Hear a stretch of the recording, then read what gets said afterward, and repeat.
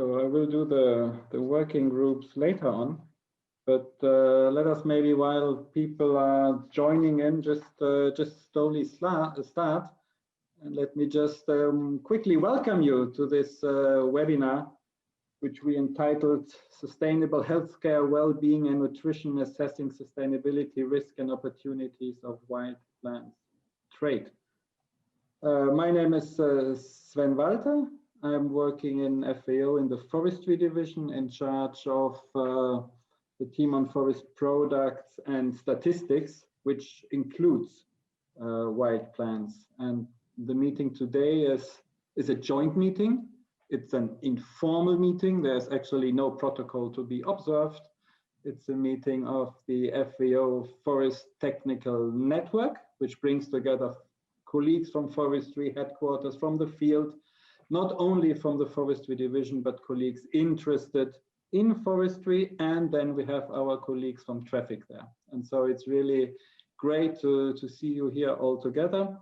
Again, it's an informal meeting, and it really, the aim is to, to exchange ideas, experiences on this very topic. And actually from our start, and in particular looking at Anastasia and looking at Julia, to a bit present, showcase the collaboration, the two institutions. We do share some of the results and actually, discuss it with you. And looking into this issue of wild plant trade.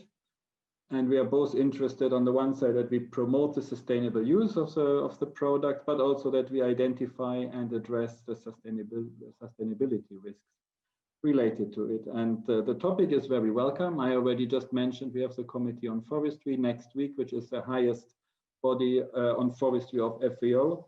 And so it's good to reflect on that topic. Obviously, we have the COVID pandemic going on, which has an impact on the trade and the use of plants, be it for prevention, be it for, for treatments. And it is obviously also a topic which is extremely relevant to, I think, to both institutions, looking at the millions of people who are involved in the collection of the products, but also in the use and as consumers in the consumption.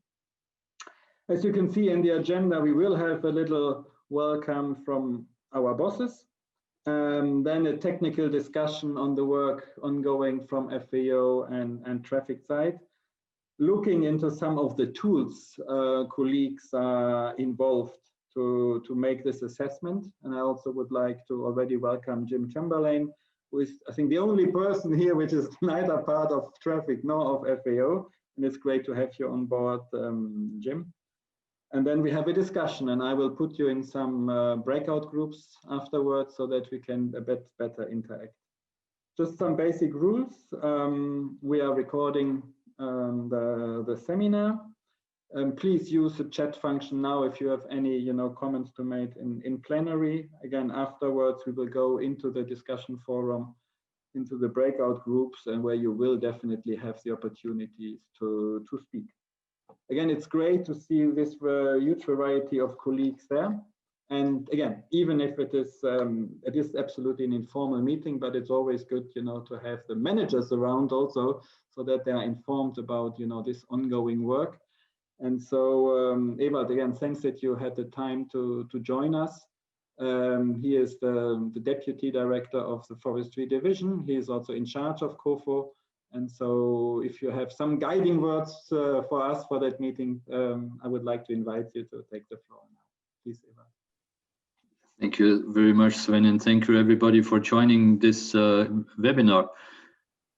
It's great to see that you are working together already for quite some time. I understand that both of you are connected very well on a topic that is of interest and also in a way of concern to all of us, not only for the biodiversity conservation and natural resources part, which has been quite heavily scrutinized recently in the context of the preparation for the new post-2020 framework. And I mean, you're also very timely for this part, as this is really top of the agenda of this year, and in many respects also of this week. and of course the sustainable use, which is always an important part for us as we think about how can we address the COVID-19 pandemic on the one hand, but also the sustainable development goals on the other, and both need this element of conservation of natural resources and the sustainable use. And if it comes to sustainable use, of course, the trade is a critical element, and COVID possibly hasn't made this very easy to address both sides in a meaningful way. Traffic is such a well-recognized organization in this, leading on many of the issues in terms of showing strengths, weaknesses, and gaps. And one of the gaps that we always have is in a way the data to actually know what is happening, and what is happening in areas where there is often informality, illegality, yet essential nutrition supply of people that might fall into poverty or might want to get out from economic hardships, or live very well off wild plants trafficking that we want to fight and actually do, as you might know, not only through the FLEX program, but also in a range of other collaboration, including with CITES and others. So I think we are very well aligned to work on this together and look at how can we address some of the data gaps, and how can we bring forward good data and good evidence to allow people to make the right type of decisions and look at the right type of solutions, and move the whole topic forward in this context of COVID, in the context of the SDGs, and in the COVID context of biodiversity conservation and sustainable resource use. So I'm very happy that I can welcome you to this seminar and continue the collaboration that you obviously had. The Forest Products and Statistics team does work already for decades on collected forest products, including wild food products. We do think that this is an essential component in the context of food security and nutrition, where forests do have a quite strong role to play. So it's great to see that we have a strong team that is working on this. We also see that traffic is continuing to be a strong thought leader in many of those aspects. So we are very keen to learn from both these groups, but also from the US Forest Service on their experience to go forward. I understand that you are you have very concrete plans in discussion in working groups. So I would wish you all the best for that work, and we are certainly very interested in learning more about the way forward, especially on the data. Let me maybe conclude by saying that we have been pushing strongly for a set of global indicators that should address also the nutrition side of things. And this connection maybe is there, also maybe not in the foregrounds of your minds as data on wild plants. Maybe have a long way to go, except for some few plants, to be part of the global data collection efforts that FAO in a range of areas is leading with regard to a global core set of forest indicators. But I do very much see the connection also there, and you're in very good hands with Sven and his team, who is heavily involved also on this specification of metadata for global indicators with regard to forest products and with regard to nutrition, but also to poverty. So with this, I wish you all the best for that seminar, and I'm looking forward to learning more of the outcomes, as I'm unfortunately being called back to organizing some of the COFO sessions that certainly will keep my schedule busy for the rest of the day and the next days. So all the best again, and thank you for working together on this. Back to you, Sven. Yeah, thank you. Thank you very much, Ewald. It's indeed spotlight for everyone now. It's indeed, I mean, great that you were there. It's an exciting work we are doing with traffic. It's great to have Stephen with us. Stephen Broad, who is the Executive Director of Traffic. And again, I joined only FAO 1 year ago, rejoined it, and Julia was already heavily engaging with traffic on this. But I remember in '98, when I for the first time joined FAO, I think my first assignment was to go to a workshop in the UK on medicinal plants co-organized by traffic. And it's great, again, when I'm back here to see this collaboration. It's great to work with traffic. And yeah, I would invite also Stephen maybe to say some words for the opening before we start the technical work. Stephen, you have the floor. Thank you. And thank you, Sven and Evald, for the introduction. I'll just briefly introduce what traffic is and just say a few words of introduction. I should say I'm going to appear later on the agenda in a different phase. This is me as Executive Director. And like Jim, maybe I'll wear a hat for the other bit so you can see the difference between the two. But so traffic is a wildlife trade specialist, an NGO working globally. International NGO, and we're very much focused on an evidence-based approach to forging solutions to wildlife trade challenges. We look at wildlife trade in a wide scope. We look at wild plants, animals, I'll mention fungi again in a while, and we look at all aspects of trade, including the real challenges that come from illicit trade, illegal trade and crime related to trade, right through to supporting systems for sustainable trade. And in that, we encourage and support action by governments, by business, and also increasingly over recent years have looked at the role of individuals and how individuals, whether they be consumers or other players in trade chains, can help have some impact. So personally, I actually, like you, Sven, I have a long history and of collaboration with FAO, and actually when I worked for IUCN before I worked for traffic, one of my first trips away was to go to Rome and try to work out with FAO how to set up a bibliographic journal. This is pre-internet, so I'm not going to give a date, on sustainable wildlife use. Actually, it never quite got launched, but it did forge quite good collaboration over sharing the immense amount of information that FAO had, and I'm sure has somewhere historically, around wildlife use issues from the big investments in the past in that area. So we have both informal and formal collaboration with FAO, and most recently this year, this joint project around looking at the rapid assessment of sustainability risks, which we'll be talking about today, and risks and opportunities for flagship medicinal narrow-metic plants. And the profiles, again, that we talked about, that and a concept that we've been thinking about on Wild Check, which I'll talk about with my other hat on. So this event today is a real opportunity to look at these issues around sustainability, sustainable healthcare, well-being, nutrition in the context of biodiversity conservation. And it's good you mentioned the post-2020 process. We also know from the IPBES report how much this issue of overexploitation is still a major driver of biodiversity loss.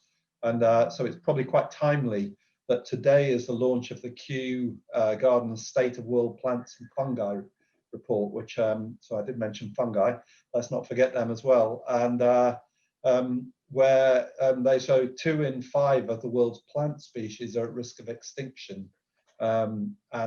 This obviously a major issue for people, because our the survival of plant species underpins that of all life on Earth.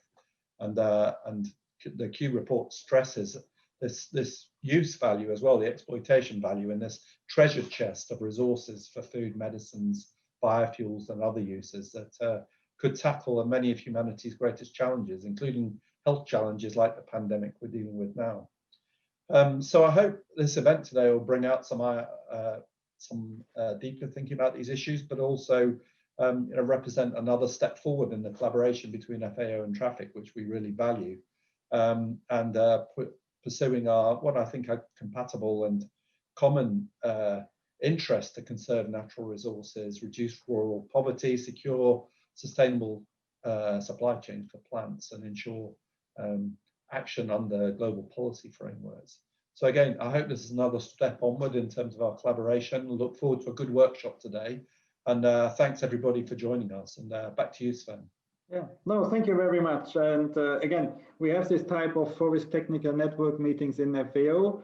And this time we have to say thanks to COVID. Actually, we are starting to use more the Zoom platforms, and that's actually now the opportunity to have all these colleagues from both of our organizations and from from all the different regions. And I think that will help us definitely also to step up our collaboration and use the current work really to upscale it and even to look into having a bigger impact on the ground, and to use the wide checklist. We will talk about it, and also to see how we can help countries actually to collect better data. So with this, let us start now with the two presentations, basically outline a bit our ongoing work.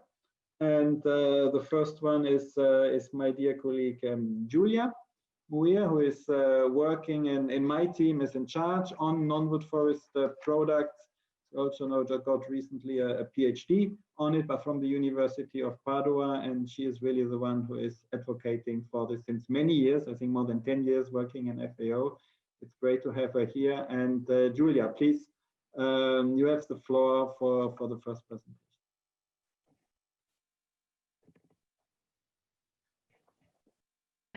And can you see my screen? Yeah. Is that? Yes, now it is. Okay. Okay, so I'm going to just bring you through our work on wild products, just a brief overview. I like to start just by remembering why we're here, why wild species matter.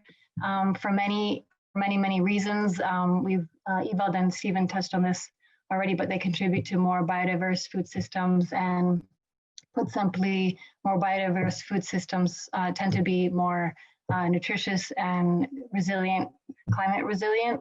Wild foods contribute to seasonal evenness. So in other words, in any given month, there's a high likelihood that at least one wild species will be available and contribute to nutritious diets. And because of this, they're being rediscovered as nutritious and future smart food. They're at the basis of people's livelihoods. They provide income and employment for millions. They have strong land restoration and climate neutrality potential. We're seeing this in the drylands, for example, a lot of wild fruit and nut species being planted. Balanites is a top one that comes to mind when it comes to land restoration. An important undervalued part of multiple billion-dollar industries, and the basis of healthcare for millions, up to 80% in rural countries and developing countries, and mostly plant-based. And you may have come across this publication from 2017. The Committee on Food Security just underlines how important this issue is becoming. Forestry and wild products were not discussions about food security a decade ago, and this is pretty unprecedented. So it just shows how the policy shift is really changing from calories and hunger to nourishing people and to new. This just shows you some of the data gaps. This is just a global picture of conventionally reported food just includes a few livestock species and about 10 crops. So the parts in blue you see on this graph is really the hidden, the missing, underreported foods, and which includes a lot of semi-wild and wild species. And this study estimates that this food basket of this uncultivated part is more than 25% of total food in countries. So that's a really big gap when it comes to data. So we know a lot about the domesticated part of the food system. This wild and gathering part, we know very little. You've heard the term hidden harvest and invisible trade. We've been talking about that probably for at least a couple decades. And we talk a lot about evidence-based policy making, but we're really missing a huge chunk of this food system. And on the opposite side of the coin, even a lot of the trade in wild plants, we know very little. We know over 20% risk extinction, and that's a huge risk for companies who want to invest in the So the big challenge is really putting all of these foods on the same table, allow policymakers and to allow people designing nutrition interventions to really get the full picture, and even consumers to make fully informed choices about foods. So what we know is, well, I'm sure you've seen these figures throughout the years. We keep representing the same figures, so we don't know a lot. We know more than we did a couple of decades ago. If you look at the two bottom bullets there, this is from a recent study in Europe of about 30,000 households, showing that 26% of European households, mostly across Eastern Europe, are involved in collection, a great diversity of products, and they were even able to quantify how much. So this was pretty unprecedented, and so it's improving, but we still don't know. Which brings us to our work, which in one sentence, it's about supporting biodiversity-friendly, nutrition-sensitive, and innovative wild product-based value chains for improved food security, nutrition, and livelihoods. A bit of a mouthful, but essentially, a huge part of this work focuses on data and statistics and sustainable and nutritious value chains, and includes aspects such as certification and labeling, analyzing the nutrition content of these wild species, and so on. I'm just going to touch on this because we could be here for several decades discussing terminology. We don't want to do that. I'm sure a lot of you use different terms, but when it comes to data, of course, definition is essential. So we've been untangling these definitions for the past couple of years, trying to reach a point where we can move forward. If you're interested in reading more about that, you can read a paper published this year. But the point here was to look at what fisheries did with fish catch, enhanced capture, and aquaculture, and more or less do the same for forestry. And then as we were doing this, what was much more interesting was down here, not so much looking product by product because it takes a lot of time and it's difficult, but looking at the activities. So who gathers and where, which is a bit easier. But again, more on that if you want, just get in touch. So we're working at different scales at international level with formal statistics, introducing new custom codes, thanks to the work also of my colleagues, Siona Sorrenti and Arvidas, who I'm not sure they're here, but introducing new codes into the harmonized system. So we introduced 10 new codes on non-wood forest products, so that's a start. But as we know, a lot of this this trade and this use is not captured in formal statistics, so we're also looking at a household level testing methods to quantify consumption and collection and integrating wild foods into existing dietary surveys. Just to give you an idea, this is what is available in some of these official databases. And it's really hard to isolate non-wood forest product only in categories. Here we have chestnuts, maple syrup, cola nuts, Brazil nuts, and a lot of it is up here under other vegetables. So really hard to isolate. Same for trade, chestnuts, Brazil nuts, it's the same few, cork, bamboo and rattan, but not enough. So we started going product by product, developing these data profiles. This is still a work in progress, and you'll hear more about Traffic's contribution a bit later on. But the idea was digging deep into some of these key products. And actually, if you look into some of the national databases, you find that it's not entirely true that there's no data, but it takes a lot of work, hence this collaboration. And the idea is to slowly populate our website with different profiles for different species. Then at an informal level, we've been working in Zambia and Uganda, trying to pilot methods to quantify consumption and collection. And most of the surveys you see are either on this part, cultivated, or the wild, but it's hard to see surveys that really look into the relative contribution. That's what we were really interested in. And here was really interesting to find not only that everyone was involved in collection, but also that vegetable and fruit consumption was really comparable between domesticated and wild, just to show that the complete picture of the food plate is really essential, and even motivations. So why do you collect? And as we found, a lot of it is just because it's freely accessible in season, and that's why people collect and consume, and not for hunger and shortage. We also have a lot of work on value chains, value addition, down here you'll see balanites being cold pressed. So the focus of that workshop was quality standards, making sure they adhere to codex, for example, and above there, beeswax extraction, a forgotten byproduct of beekeeping. Again, a lot of work also on the value chain component. And also the nutrition composition, which we try to integrate in our work on value chains because that data as well is lacking.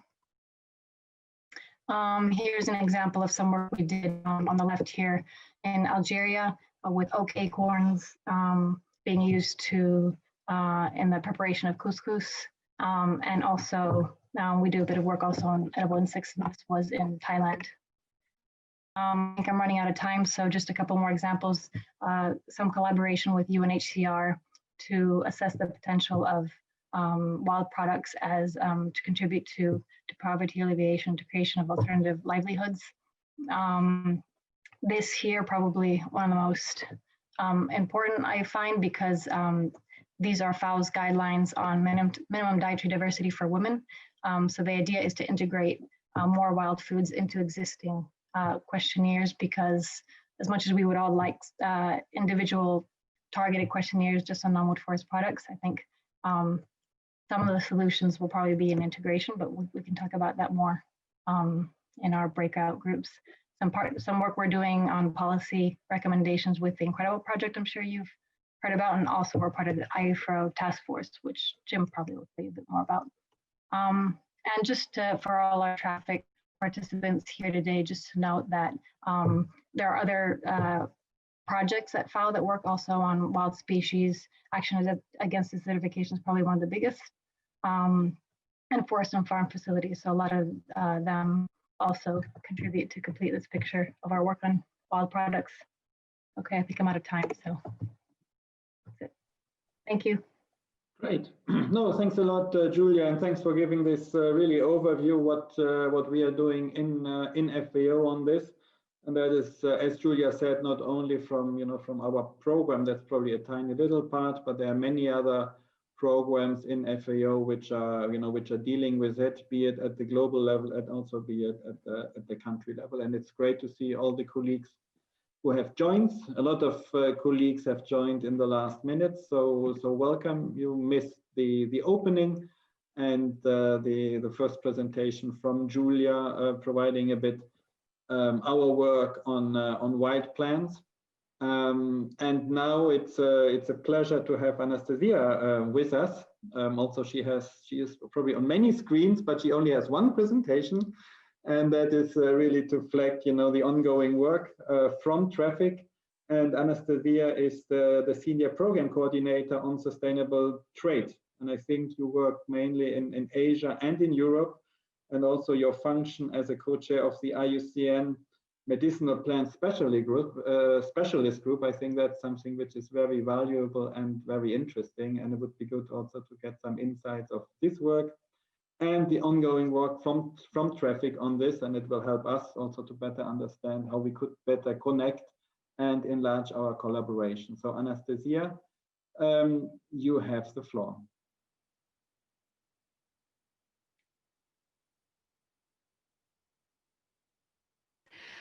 Unmuting is the first rule of good Zoom call. Okay, so I'll share my screen with some slides. It just take a second to come up. Can somebody say whether you see it, please? All right. Yes. Excellent. Thank you. So thank you very much for everyone's introduction. It's amazing pleasure to be here and to meet a lot of new colleagues from FAO. So actually it's a two-part presentation, but both parts will be quite concise. First, I'll speak about traffic's work on sustainability of wild plants trade and focus in particular on this joint project with FAO. And then I'll pass it on to Steve, and he will speak more about the wild check idea and the risk assessment. And then we'll end with some ideas on collaboration moving forward as well. Okay, so Steve already talked a bit about traffic, so I'm not going to repeat it. I think what I wanted to show here is simply the map for you to have an idea of where traffic offices are located. And actually on this call, there were people from various offices around traffic network. I know somebody from China, Vietnam, Eastern Africa, I'm missing some people, I'm sure, are on this call as well. So, and I think it's likewise similar for FAO colleagues. So, I think an exciting opportunity to be connected. So, some of the reasoning of why traffic does this work, and again, it's something that Julia has just been showing. So, I don't think there is much need to talk a lot about it. But through the work of the IUCN Medicinal Plants Specialist Group, we are looking at, for example, threat assessment on medicinal and aromatic plants or wild plants. And we're also looking at the number of species that actually are used for medicinal and aromatic purposes.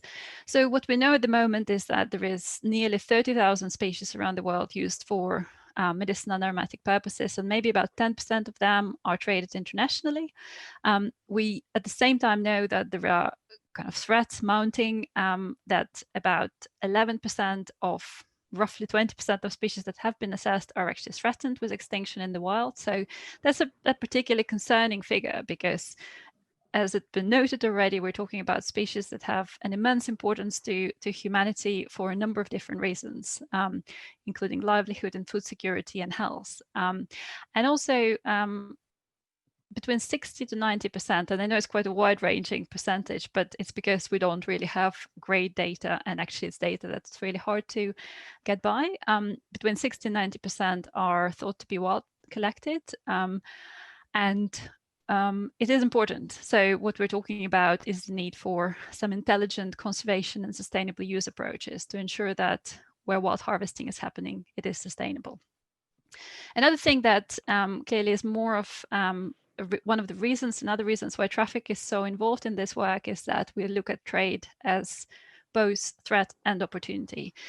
And I think this is not precise figures, and in particular, they're not precise because of the data. So here we just look at one code in a database. What I'd like to draw attention is simply the trend. So we do know that the trade is increasing. There is an increasing demand in this species. So we can expect that there is more pressure on plants. So we have a range of challenges with trade in wild plants. One I've just talked about, increasing demand, very complex trade chains. There are millions of wild harvesters, often in poor and marginalized communities. We know that wild harvesting and traditions of wild harvesting are very tightly linked to the loss of traditional knowledge and practices in some region because the number of collectors themselves is reducing. A lot of this trade is informal and underreported, and the regulatory policy environment is very complex, and in particular because you have to deal with issues including access rights, use rights, and so on. So there is plenty of opportunities for very confusing policy environment. And finally, a little bit more closer to home here to, I think, a lot of us, consumers and general public is ignorant about wild plant ingredients and sustainability in products. And I think that just makes it so much more complicated to deal with the sustainability of wild plants trade. And to give an example, a very quick illustration of increasing demand, we've put together this short report earlier this year where we're looking in particular sort of a skimming type of report where we're looking at the plants that are in demand or recommended for use as treatment or prevention for COVID-19. There is no, at the moment, we're not at the stage where it's possible to confidently say that demand for particular species that are wild harvested has increased, but we don't know that the trend is there. And this has been published in July. Since then, there are more and more articles being published about the efficiency and efficacy of various plants in terms of treatment, and we see major increases in immune system building herbal ingredients. It's something that is not particular to a particular region. We see it happening all over the world. So it raises some interesting questions, of course, about the importance again of these plants. I think we're in a unique opportunity. We have a unique opportunity now because the world is, looking again, is sort of reinventing the idea that the medicinal plants or wild plants are important as food, as nutrition, as health ingredients. So what can we be doing more, right, to grasp this opportunity now, to draw attention to sustainability, to the need for better data and reporting, and so on. So on the opportunities side, I think one thing that's really interesting is that we do see more and more companies and markets being more interested in sustainability issue, and I think it's clearly emphasized by, or it's in the framework of larger concerns about biodiversity conservation and nature. But it means that there are opportunities to engage with more sustainable practices and raise the awareness of the sectors in terms of sustainability. The best practices are available. There are standards, there are frameworks that actually allow you to demonstrate sustainability, so they need to be used. And we do see policy frameworks evolving with examples of Nagoya Protocol and access and benefit sharing, or more tailor-made legislation that actually looks at the benefits to conservation and livelihoods. So there are lots of opportunities in there. And this was mentioned already before. This landscape level conservation potential of wild plants is something very interesting. We're exploring this a little bit, and I think it's a very interesting cooperation opportunity as well for developing new programs. How can wild plants sourcing from a particular area can actually benefit wider landscapes that are important for conservation. So what does Traffic do in response to all this? Quite a number of different things. We collaborate with the Fair Wild Foundation in development of voluntary standard called Fair Wild Standard. I'll talk a little bit about this in a second. We engage in piloting Fair Wild and implement through implementation programs. We do work a lot with government agencies to support better regulations development, provide information, inform. We work on facilitating market transformation, so engaging private sector, and we more increasingly collaborate with partners to try and raise consumer and public awareness and moving more towards the behavioral change approaches in how to think about wild plants trade. And finally, there is an important element of work around advocating through international frameworks, the importance of wild plants, the importance of measuring and indicators around wild plants trade, such as CBD CITES or the World Health Organization. So I mentioned Fair Wild. Very quickly to stop on this, because it's one of the key tools that Traffic is promoting as a mechanism, as a system and a set of guidelines to verify sustainable and fair sourcing of wild plants and fungi. What is really important is, it is an excellent set of best practices. It also is implemented on a set of important, rigorous steps that I think, even on their own, understanding what they include, I think could help think through some programs around sustainable use. So, for example, it requires resource assessment, it requires species and area management plan, the demonstration of sustainable collection practices, as well as a range of equitable trade conditions. And this is, I think, I don't know what skill set of people is on the call, but I always find that often speaking to people who work more on conservation issues, actually those issues of equitable trade are often a lot more difficult to figure out. So Fair Wild is tackling that as well in terms of cost calculation, in terms of beneficial trade. It's also interesting because it looks at different aspects of sustainability. So it's not just looking at ecological sustainability, but also socially and economical sustainability principles, as well as compliance with the regulations. And finally, Fair Wild is applicable through a number of different ways. It can be used as a third-party certification system, so something that have a label on the product, but also through corporate policies, legal frameworks, and community resource management. And just to give you a little snippet of it, I'm not actually going to speak through any of these case studies, but maybe it's of interest if you're on the call and you find the place on the map that you're really interested in working or exploring, do follow up or ask a question in the chat. In orange, there are certification projects. In blue is implementation projects. So collaboration with various partners around field implementation, for instance, or using FairWild as a good practice. Now to the project that we have been doing with FAO, where we looked at the rapid assessment of sustainability risks and opportunities for flagship medicinal and aromatic plants. I'm going to stop for a second and just touch on this word flagship, because it's something that we've started thinking about in Traffic, and very keen to explore and get some feedback on this. This comes very much from a sense that if there are 26,000 species that are used for medicinal and aromatic purposes, how do we actually drive the change? Where do we actually start? Could we be focusing an effort and attention of community involved in these issues on smaller number of species? So we have identified 12 species that are important in trade that may act as flagships of the opportunities and challenges of wild sourcing. It's really important. This is not a list of threatened species. This is not a list of species that are, we're concerned about conservation of. What's important for us in this list is that they represent the diversity of wild plants trade. So some of these species are already, part of the careful management. So for example, they may be regulated under CITES. Some of them we think need attention now. Some of them could need, could require this attention in future because we see the demand increasing. So we have a list of these 12. Well, actually, number 12 is slightly longer list than one species because it's more about exemplifying wild harvest and trade in popular plants in Europe. But here is our our initial list we've put together, put in our report, and really happy to get any feedback on this or questions about why certain species or supply chains aren't here.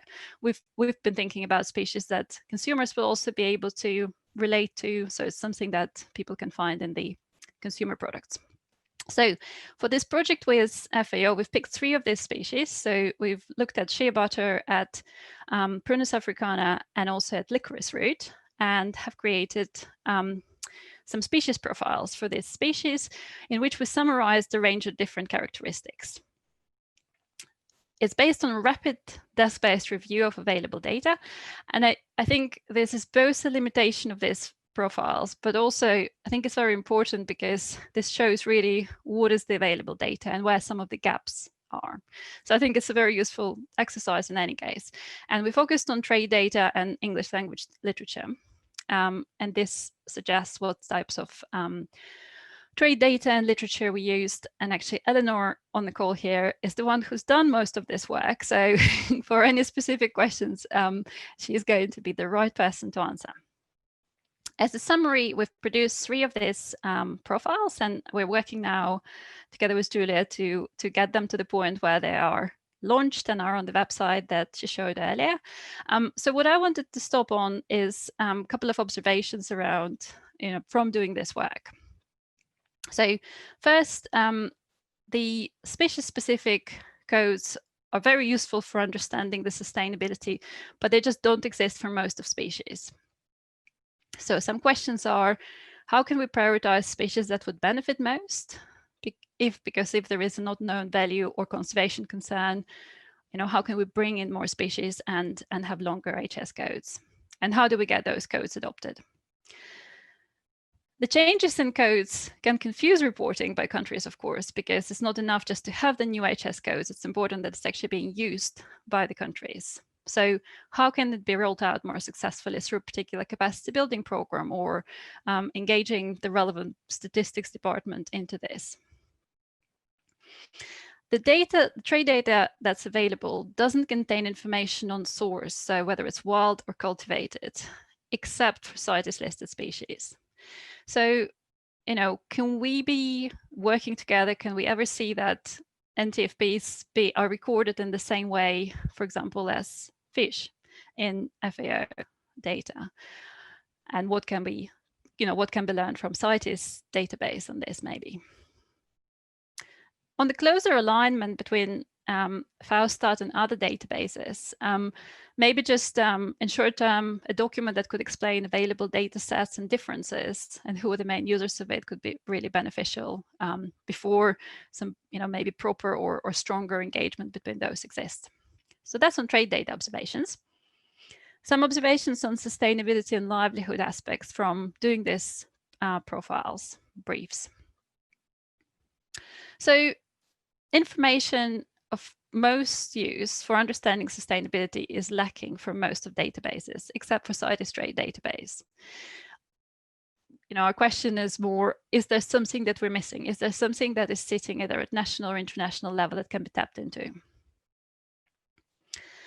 A tricky issue when we know that there in the territory of one country, there are populations that may be harvested sustainably and another population harvested unsustainably. But of course, information about this is amalgamated at the national level. So could traceability schemes, certification, differentiate it and ensure that trade only occurs from sustainable population? We've noted for Prunus africana, the profile highlights concerns over sustainability of some wild population. We know that a pilot study for traceability system could assist with CITES implementation. So maybe that's a very concrete idea of a project to take forward. And finally, on the livelihoods, this information is patchy and often out of date. And I'm also reflecting a little bit from sitting through some discussion when people are discussing post-2020 global biodiversity framework and just how complicated it seems to be getting livelihoods information into the indicators. So, are there some large unpublished data sets that can be tapped into in future? How conservation and development organizations could work closer together rather than separately and bring this information together. And also to understand the impacts and changing trends. And on this, I'm going to pass it on to Steve, and I'll try to literally pass it on to Steve to be able to control it. It's yours. Okay, thanks, Nastya. And I'll just introduce very quickly. Just check I'm not muted. Some idea we're working on about tools, about how you get information used and why. So just see if this slide will move. No. Okay, here we go. So so in terms of getting information used, and now it's getting carried away. As Julia pointed out at the beginning, a lot of trade in wild plants, and indeed it's a case for fungi, is hidden, and there's a lot of trade going on, so there's a lot of supply going on. But in terms of demonstrating sustainability, there's not clear demand forces around that, and that's partly because consumers or those in the trade just don't really understand the ingredients they're using. So we've been looking at how do we address that, and why am I doing this here is partly because as a board member of Fair Wild, we were looking at how we might increase attention to wild plant sustainability, but also personally I'm very interested in the whole approach to market transformation, which is embedded in this. So I'm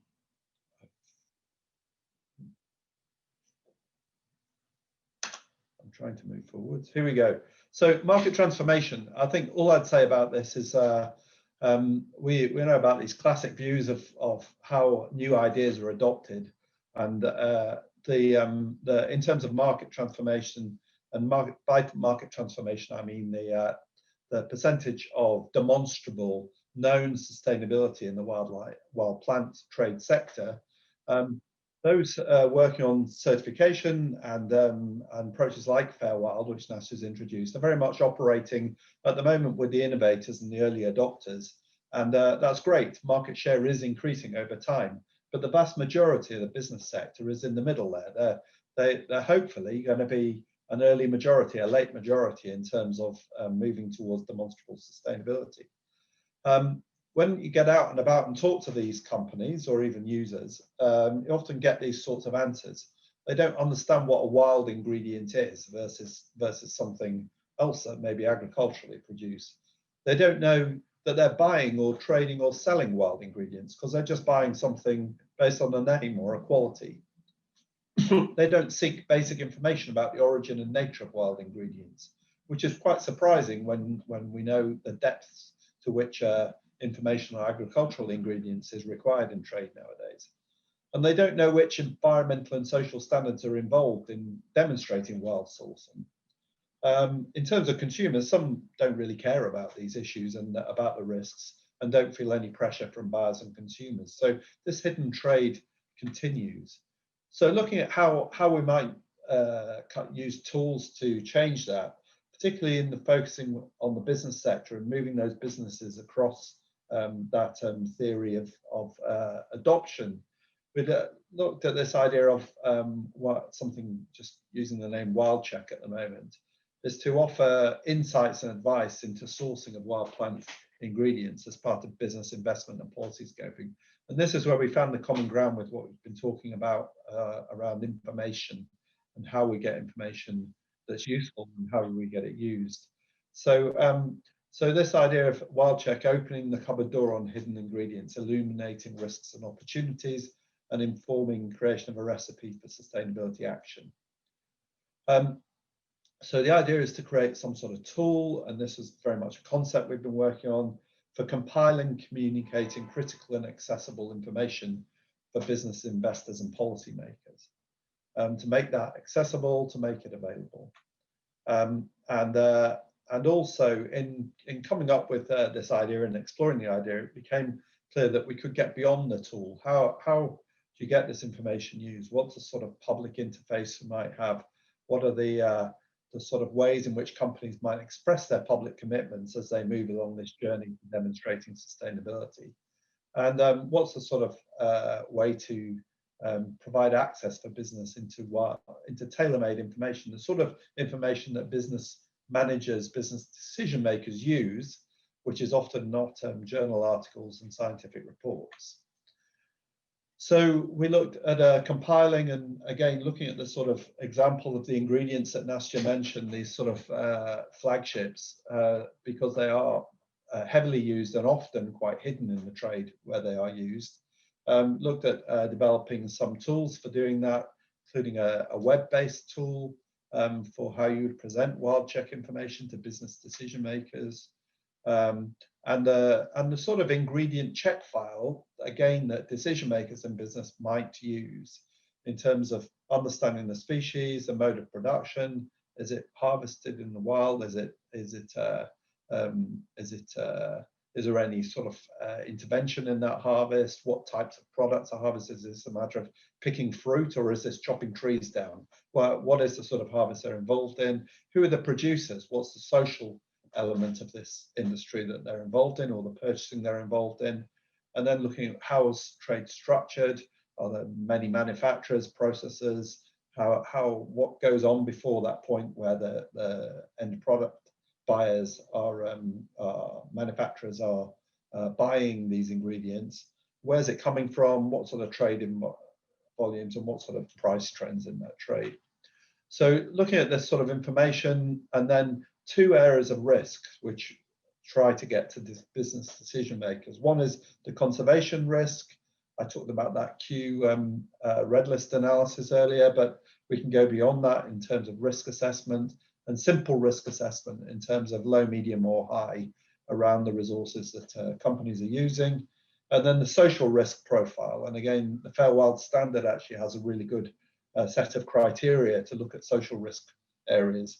And again, to see if we could come up with some easy way to provide even like traffic light information to business decision makers around that. And then also being clear, what are the sustainable sourcing opportunities they have?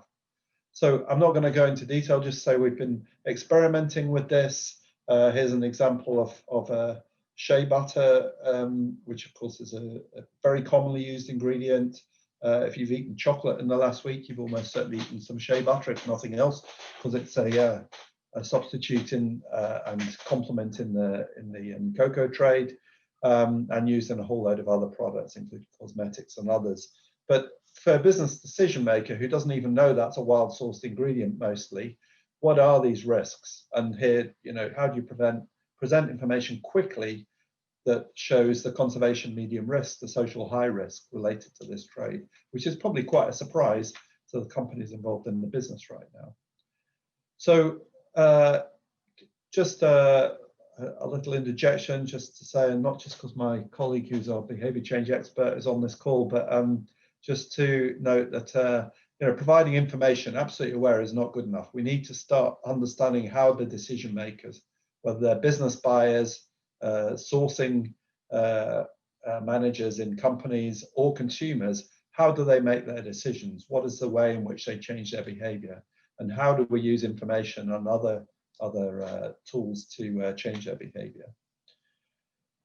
And then just in wrapping up, in terms of exploring this wild check idea, which I've tried to rush through quickly in interest of time, I'm trying to think through what are the ways in which, who are the audiences, who are the decision makers in companies who trade in these hidden ingredients? What would it get to take them to come out and demonstrate sustainability and care about sustainability? What is the role of consumers in that and the audience of consumers? How important is it that consumers know about this and aware of this and create a full force?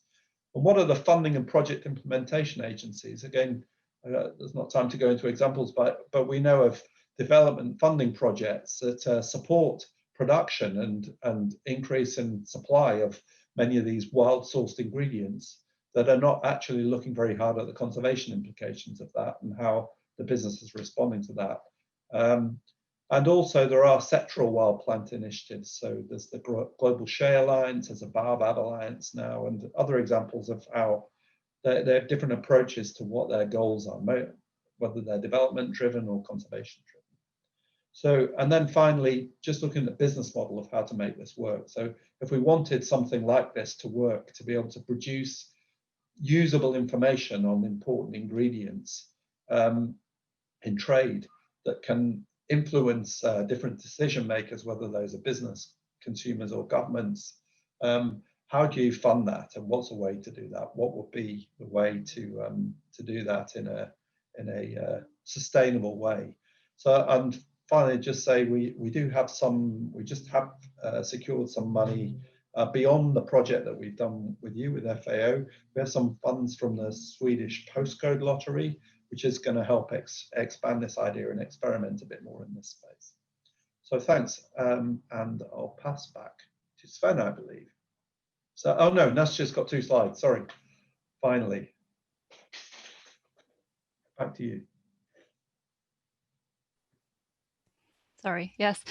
This is the final slide, and what I've put in here are just some ideas for maybe to and I know we're going to break into it, go into groups and start talking about collaboration opportunities. But I just wanted to sort of share some thoughts based on our kind of work so far and this great relationship we have. So I hope we can continue engagement to increase the profile of wild plants and the role they play in bioeconomy. And I think this means a lot of different things. So of course, you know, whether it's valuing the importance of plants for at different levels, local, national, international, or also around monitoring trade levels and associated impacts. I think they're all natural areas where traffic and FAO's interest collide.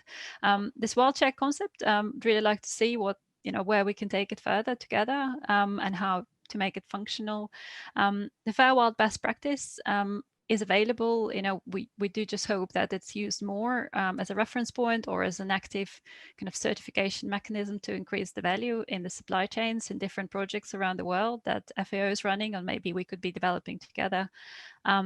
And this consumer awareness raising and behavioral change. I know it's something that is, I actually don't know if it's something that's natural to either traffic or FAO as something to take forward, but certainly, we're all part of, and FAO in particular, is part of a very large network of organizations that probably have this capacity around communications and bringing together messages for public. So how can we, bring those together and sort of raise this awareness of wild products and sort of changing the hearts and minds of people as well as supply chains. On this, I think Traffic's presentation is finished, and sorry, it took a bit longer. No, thank you very much to both of you. It's very exciting is to see how we can move ahead with this, the great work done both from the data side, but also how we can use actually the checklist, to help people on the ground. Before I move on with Jim, maybe a quick question to Stephen, because Sophie, our colleague who is working in the forest and farm facility and who's actually advising and supporting producer organizations, made a point highlighting the complexity, looking at access and tenure arrangements. So question is, how do you take this into account, and how is it taken account, for example, in the context of a checklist? Yeah, so we're trying to look for this for the wild check tool, a way to present information simply for companies. So on the social side, we're looking at how the elements of the Fair Wild Standard that do cover these issues that you raised, Sophie, how those elements may be presented back as a quick sort of reflection to companies of performance in those areas. So that could be a simple scoring matrix or something like that. And that is done for certification with the Fair Wild Standard, but this is more about using that same reference point in the Fair Wild Standard. We'll put the link for the Fair Wild Standard in the, I think it's in one of Nash's slides, but we'll put it there. The second thing I'd say is looking at the interplay between the two is really important as well. And again, I think a great example is argan oil production from Morocco, where a lot of development money has gone into addressing the very issues that you note, Sophie, around both the access and tenure and for producers, and the empowerment of women and women's cooperatives, in particular around the argan oil production. But actually, there's almost certainly a big problem with conservation and overharvest of argan trees at the moment, where there's almost no natural regeneration, we hear from sources on the ground. So we've got this big sort of push around the social side, but the conservation story is being lost. And of course, that's going to have big sustainability issues going forward. Yeah. Thank you very much. And again, I mean, the checklist is one example, and there are other, examples out, tools to be used to track actually the sustainability of non-timber forest products. So at this point in time, also looking at the time, I would like to give the floor to Jim. Jim, as I said, is neither traffic nor FAO, but still he's invited to this meeting. It's great to have him here.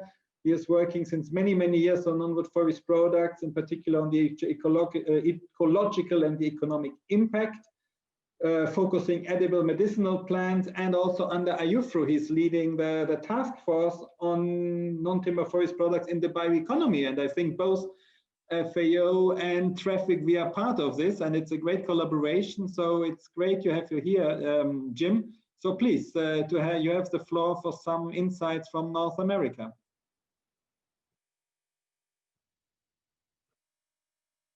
But you must unmute yourself, Jim. Can you hear me now? Yes.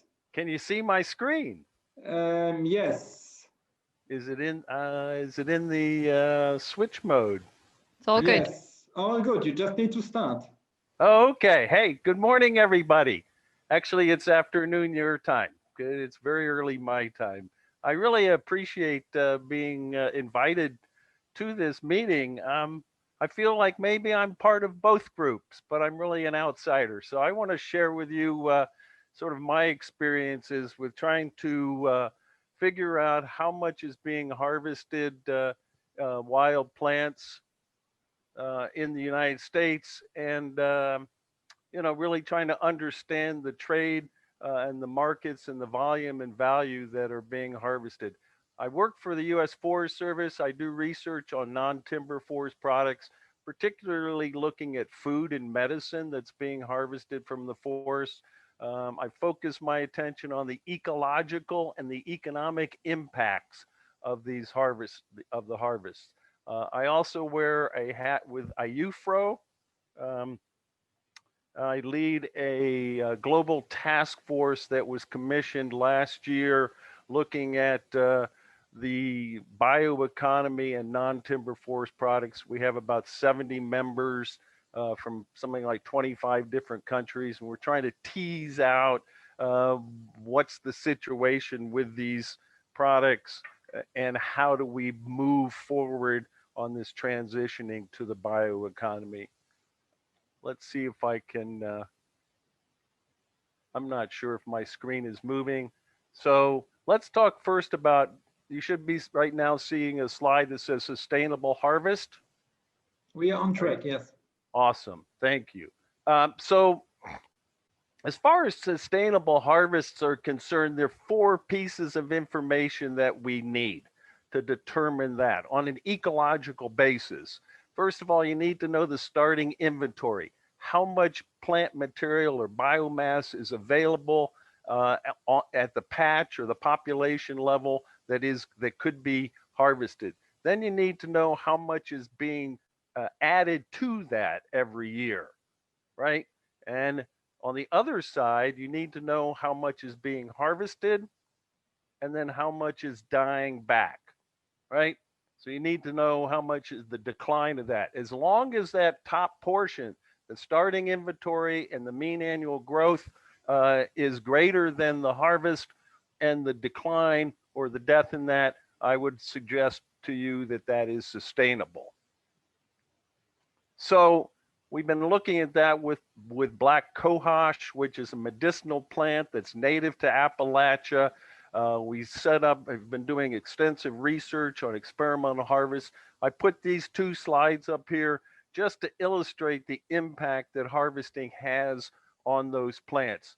On the left-hand side of your screen is an inventory prior to the initial harvest, and focus on the graphs, the total cover, which is the upper left-hand corner, and the lower left-hand corner, which is the number of stems.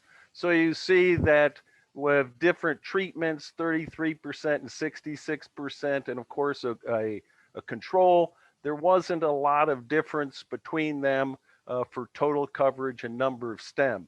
After 3 years of harvest, if you look to the on the right-hand side, you see that the total cover has declined and the number of stems had declined significantly. After 3 years, we stopped harvesting and we started monitoring the rebounding of those populations. After approximately 3 years, the 66% harvest was not beginning to rebound at all. And in our modeling, it showed that it was going to take more time than expected for those plant populations to rebound, right? So there is impact of harvesting of root material. We know that, right? So then one of the big questions is, how do you inventory these products?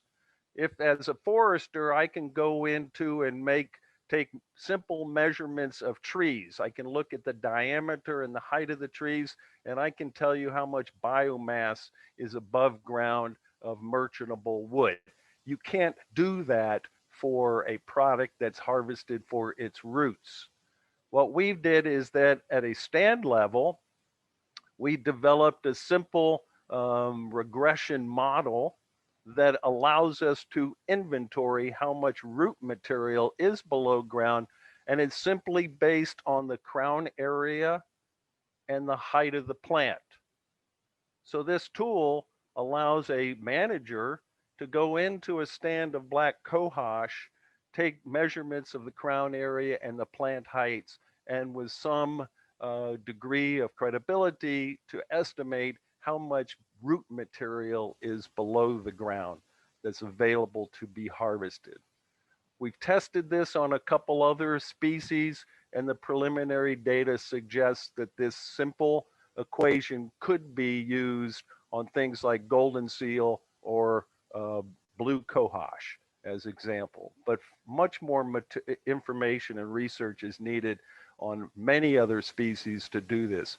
It could be done for bark products as well, because simply trees are cylinders, and we know we have an equation to determine the surface area of cylinders.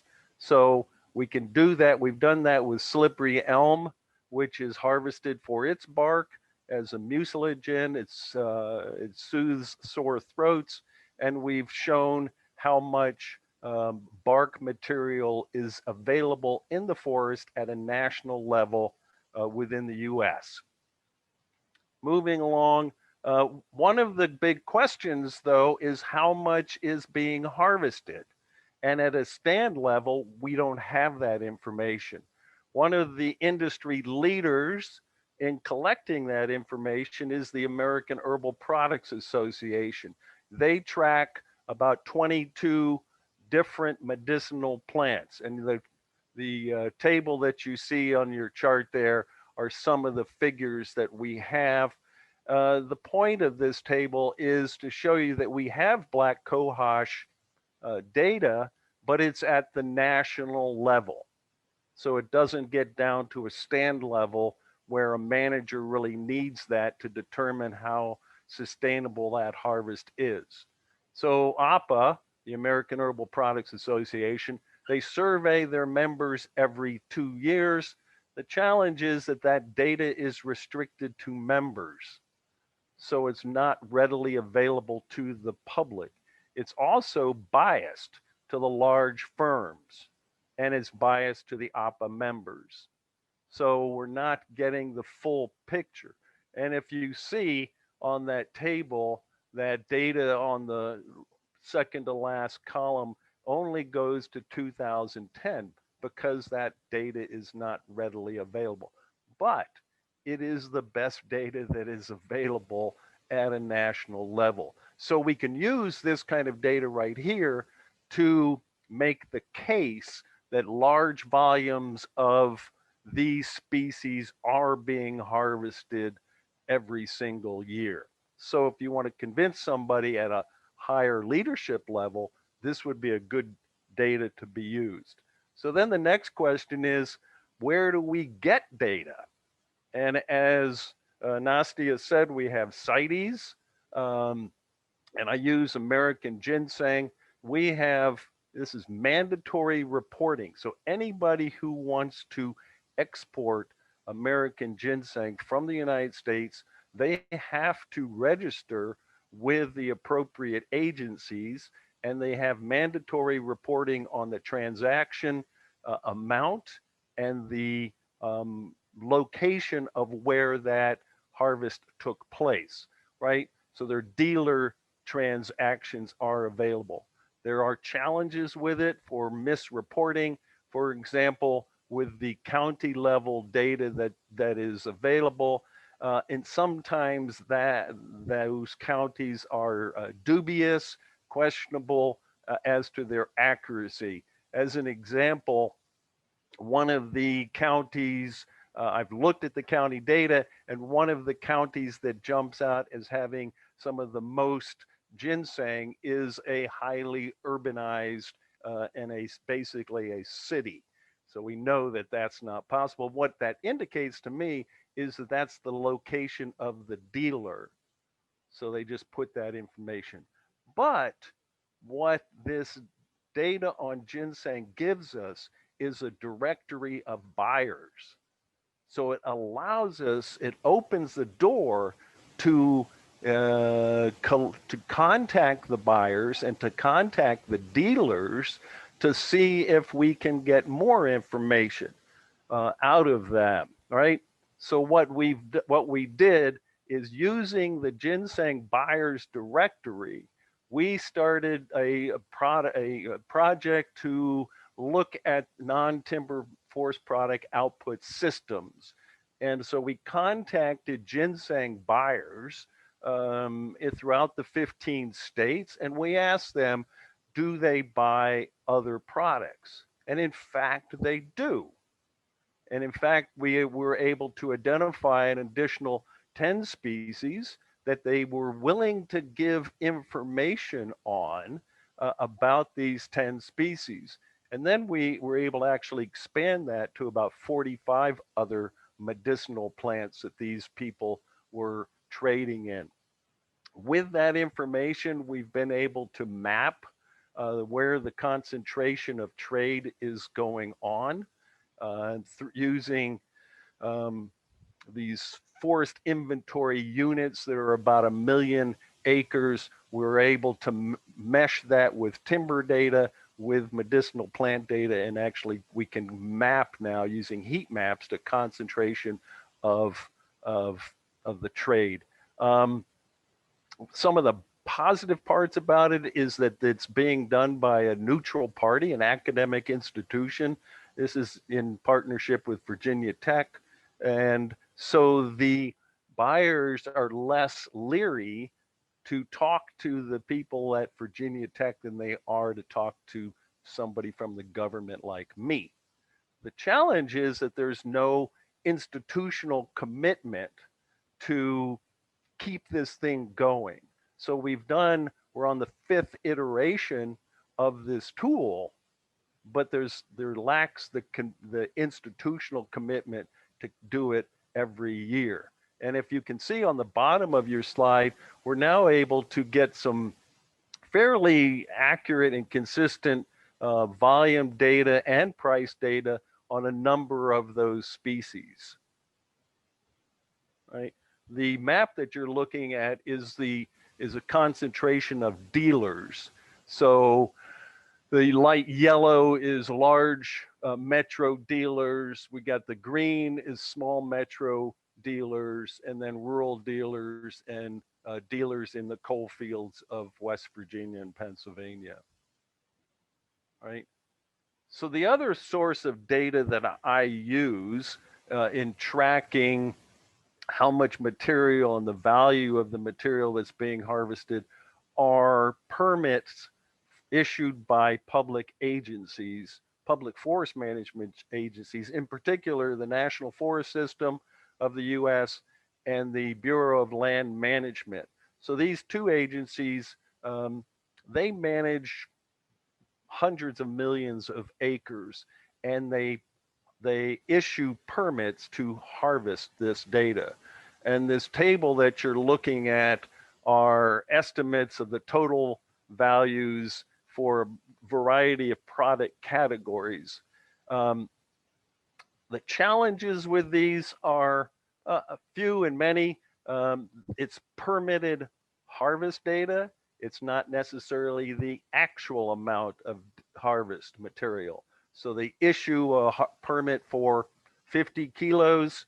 We don't know if they're harvesting 25 kilos or 100 kilos. So there's no actual tracking of the actual harvest data itself. These are products that are not convertible to units of measure similar to timber, right? So they don't include a variety of things. And if you look at the product category on the left of the table, they're very general product categories. So you see nursery and landscape products, arts and crafts, regeneration, edible fruits, grass, herbs, and medicinals. The challenge is that they don't get down to the detail of what species is being harvested or what species is being permitted to harvest, right? In addition, it's biased to Western lands. So most of in the Western United States, something like 80% of the land is owned by the federal government or managed by the federal government. And in the Eastern United States, it's something like 3% of the forest land is managed by the federal agencies. So what we find is that these figures are biased to Western United States. As an example, if you see the values of the herbs and medicine from 2014 to 2018 was probably $10.9 million, roughly. Well, our estimates for American ginseng value at the farm gate is roughly $27 million a year. So these figures don't include American ginseng. They also don't include saw palmetto, which the berries are harvested from the forests of Florida and go directly into the markets, right? So there are challenges with this kind of data, but again, it's the best available data we have. It's at a forest level, and it could be at a district level, so it's getting it a little bit closer to the stand level that we need. The other source of data that we use, and several of our as my esteemed colleagues have mentioned, this is the harmonized tariff schedules, the harmonized tariff codes. And you can see the International Trade Commission tracks about, I think there are 13 products here, 13 commodities. And you'll see that there are many of the medicinal plants are lacking or missing from this, simply because the codes don't exist for tracking these products. You see that down here there's wild ginseng and there's cultivated ginseng, but saw palmetto doesn't exist, and the many other medicinal plants don't exist on this list. So simply expanding the HT codes would help tremendously in helping us to track the volumes of at least those that are exported. So what do I think is needed to move this forward?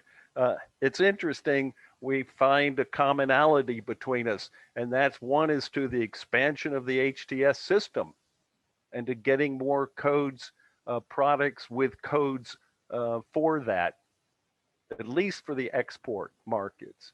Now, some will say, well, the codes exist, but countries aren't using them. But if the codes don't exist, we can't use them. We have no way of tracking. At a national level, I would suggest that we need institutional acceptance that these products are natural resources and need to be treated as such, that they impact the national security of countries where they're coming from. I would suggest that we need detailed product identification at the species level, so we know that how much golden seal is being harvested at the national level. I would argue that we need more and better monitoring of harvest levels, an actual harvest versus the permitted harvest, and we need much more extensive information on an inventory of how much is actually out there. At a species level, I would say we need some really basic and applied adaptive research, but that is long-term, and I use the term adaptive so that we can make decisions based on our best available knowledge now, but with the idea of modifying that as our information improves. And at a sector level, I would argue that we need industry buy-in to develop. One of the main obstacles for me to improve reporting is simply a directory of enterprises that are marketing, that are buying and marketing these products. We see all sorts of schematics of general how the markets are structured and the buyers and the dealers, but we need to really get down to very specific of what companies are buying these. And maybe your organizations already have this. I don't see it in my experience, but we need to know precisely who's buying it, to the point where you can actually contact that person and contact that company. One, to be able to then survey those companies to determine how much they're buying, but then also to build that awareness so they know where their product is coming from. And that pretty much wraps up what I have to say. If I could see one positive thing, development, I would suggest to focus on sector analyses and develop teams that would actually analyze the sectors that these products are moving through. And what do I mean by that? We know, for example, that medicinal plants have a market sector that they move through. We know that food and culinary products move through a particular sector. So if we could focus on building our understanding of those sectors and really understanding how that product moves from the producer all the way through the sector to the consumer with very detailed information, I think we could really improve upon, one, the industry buy-in, and develop more public-private partnerships. I focus, like many people, I focus on products and developing fact sheets on products that'll help build awareness.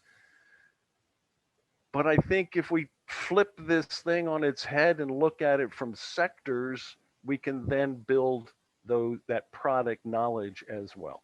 So I'll turn it back over to you, Sven. Yeah, thank you very much, Jim. And I think it's a great slide.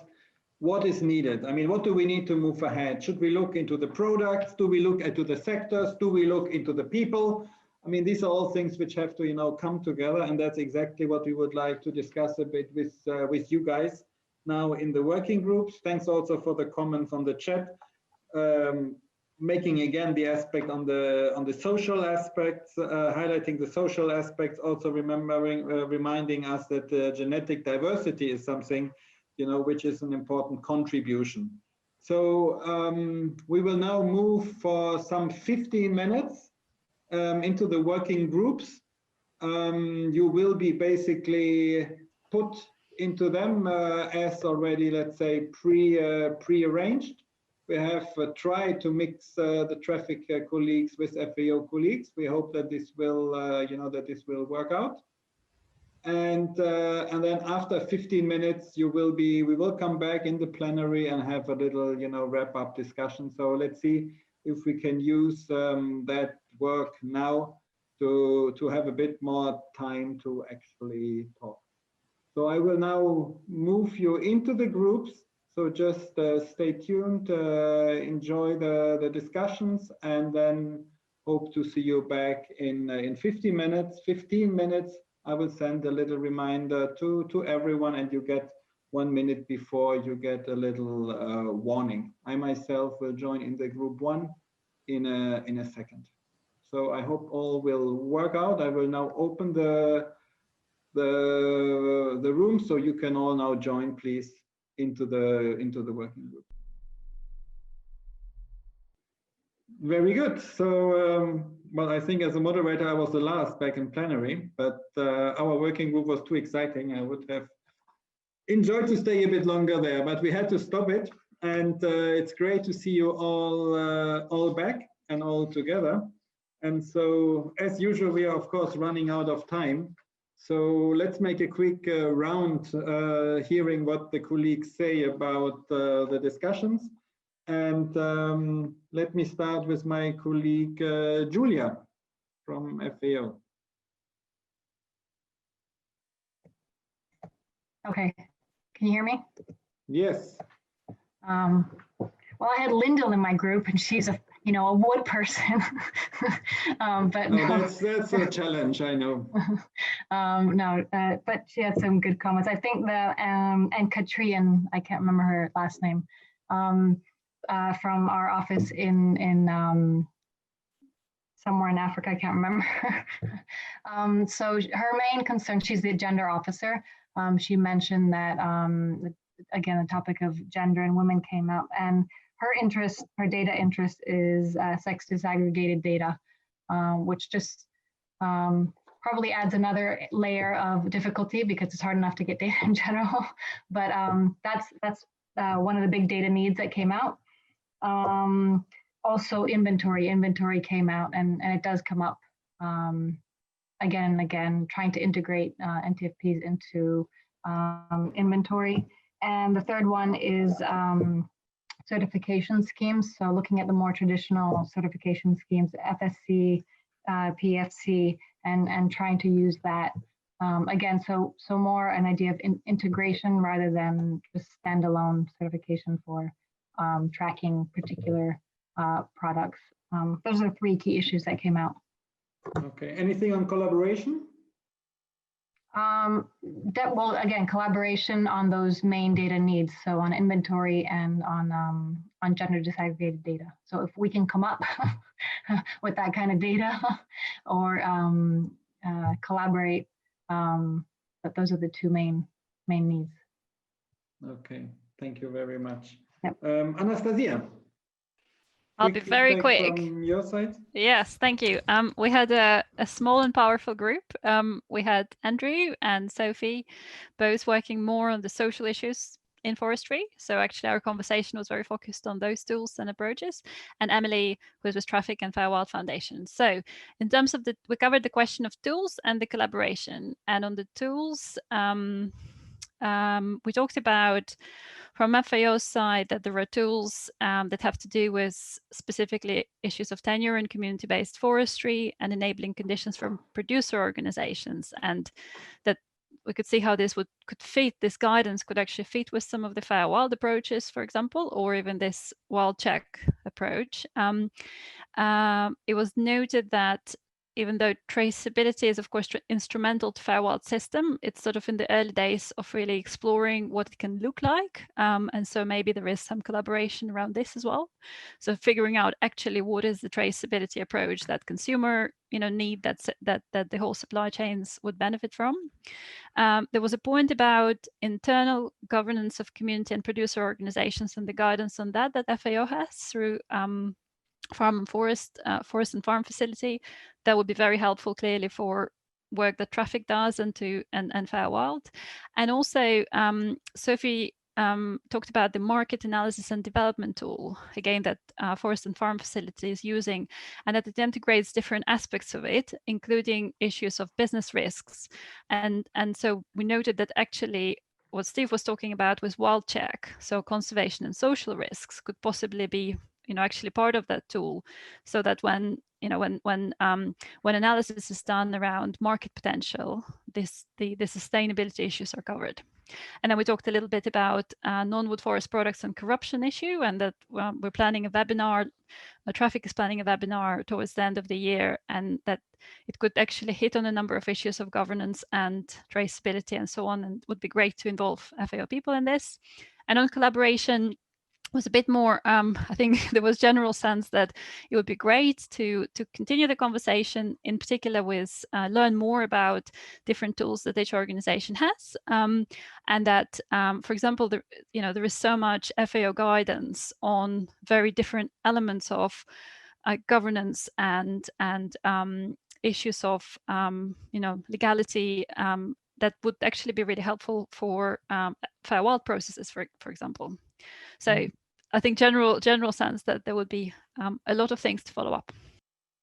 Thank you very much. And we will a bit prioritize and see how the different tools can be used and can be integrated. Jim, anything from your side? Just a few points, and I'm going to start with opportunities. I think two of the opportunities that were identified, one was really market surveys, looking at the trade of wild plants, and looking at the trade of illegal products. Our colleague in Vietnam was saying that there's a big trade from Vietnam to China in illegal products, but we really don't know much about that, and that would be really helpful if they could develop some sort of market surveys, both of illegal and legal products. Our other colleague said, look at tool building. What can we build upon that we've got? Perhaps looking at building consumer awareness, doing social marketing through and try to understand how consumers really want and desire these products. Some of the tools that were mentioned were social surveys, using social surveys to really understand harvesters' perceptions and harvester needs, and things like that. And that's pretty much it in a nutshell what we talked about. Okay, thank you very much. So let's add maybe Stephen from your side. Yes, thanks. So again, to be quick, we talked a bit about tools and collaborations, but really also just trying to get to know each other a bit through the breakout group, and ideas about how to get this, what's basically a 19th century trading into modern sustainability, which is my own characterization. So firstly on trade, Junko reminded us, which are important part of sustainability, and the livelihoods angle of wild plant use, and I'm sure for fungi, is that there's a lot of business which is about home collection rather than trade, and people using things directly. And of course, Traffic works on the trade side, so that hadn't come through very clearly, but it's clearly a part of the aspect of wild plant use that we shouldn't forget. and where are the tools there, because most tools we have relate to trade. Magnus noted particularly the concerns about, or the challenge that it's such a diverse business, so many different products, so many different species. And so we talked about the approach to the flagships approach that Nastia introduced, and how this could help in terms of both driving enterprise development in those sectors, and also as a source of sort of exemplars and templates. And maybe the wild check approach could help do that in identifying particular approaches to improving sustainability for species that are chosen to look at in that respect. And that's a useful tool. And then those same approaches could be applied to a wider list of species later. We talked a bit about national exemplars, not just about species or trade exemplars. So it's fascinating to hear your presentation, Jim, on I just had the impression the US has so much more information about the tools at the root of sustainability, or than most countries have in terms of knowledge about the sourcing. And Kate in our group gave example about South Africa, particularly around the development there, which has been a leading development in terms of policy around access and benefit sharing, and finding these links between community, companies, etc. So national exemplars are important as well. We talked about models for linking producer development issues. So Kitty had a question about what are the models that you can use, for example, to connect to production in the Balkans or producer development in the Balkans, and Traffic's had experience there. So I said we could help follow up on that. And then finally, just what was very clear is just increasing knowledge, the need to increase knowledge of the tools that are available. So a lot of, not that it's the only tool in this space, but a lot of the basic elements of what would help with sustainability in trade are within the Fair Wild standard. And even if not being used for certification, can be applied in different ways, as Nastia mentioned in her presentation. And then finally, the final point, and this was something Magnus raised, is that think about sustainability. We shouldn't only be thinking of the tools of showing environment or conservation and social sustainability in the trade chain, but also the sustainability of a value chain itself. So is this a business that's going to continue? Is this a set of relationships across a value chain that are all going to continue? And if that value chain isn't itself sustainable, then we may be just providing some sort of short-term benefits and not a sustainable action over the longer term. So I've tried really hard to try and summarize quickly, but those are what we discussed in my version. Okay, thank you very much. And then Eleanor from your group. Yeah, so we first of all started by talking about perceptions and challenges of this type of data, before then going on to talking about the opportunities for collaboration.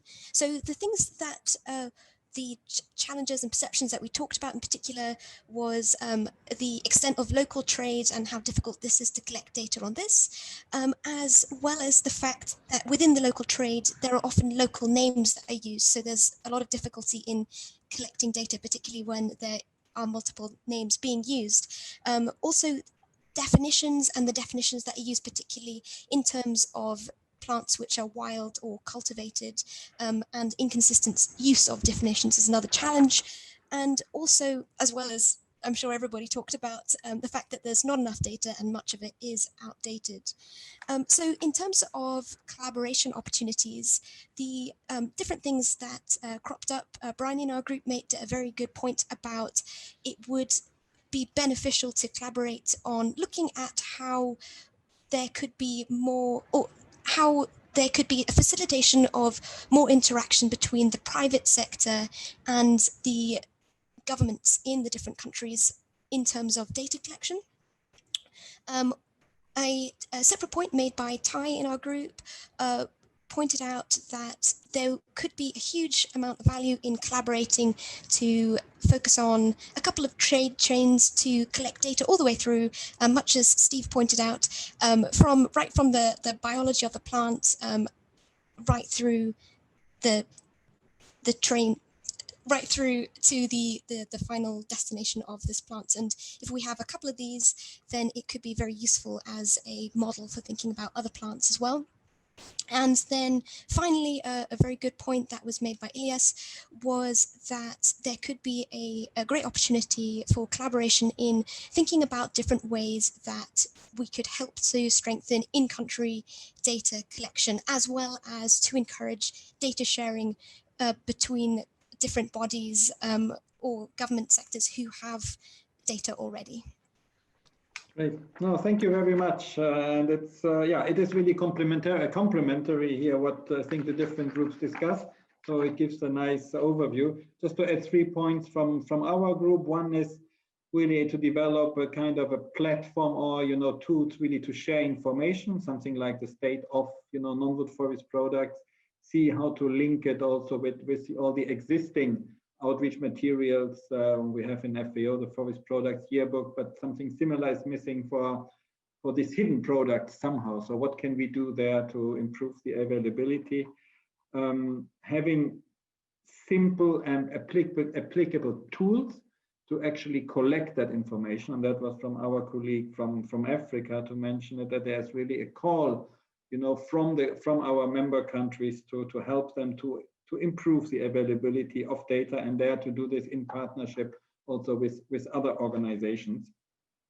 And when it comes to our collaboration with Traffic, there was a proposal to actually think about a joint product we would like to sell. What is a joint output? How do we want to move with these, flagship data sheets or with a checklist?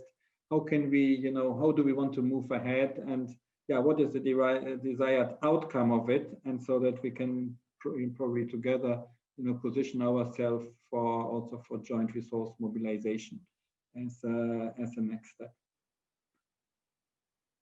Excellent.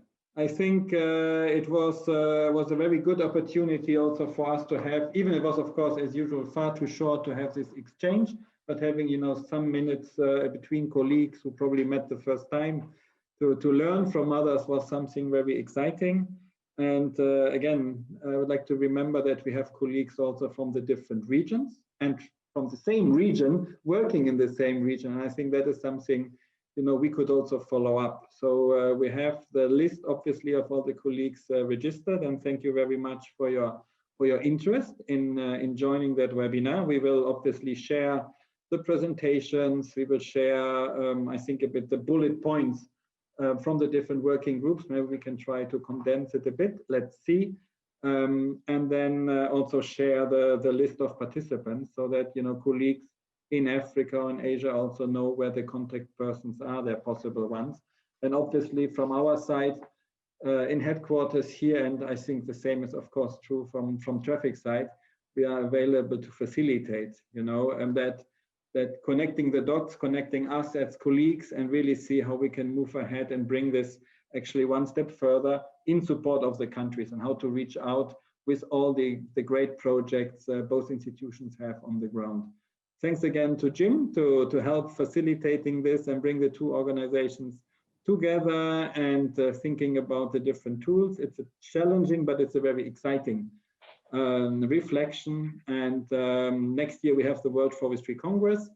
I think Traffic is also involved in one way or the other in this. So there might be an opportunity also at even a higher level to continue this in the World Forestry Congress, but definitely also informally here among our organizations. So from my side, I really would like to thank you. Sorry, we are 10 minutes delayed. I don't know, Stephen, any last word from your side before we close?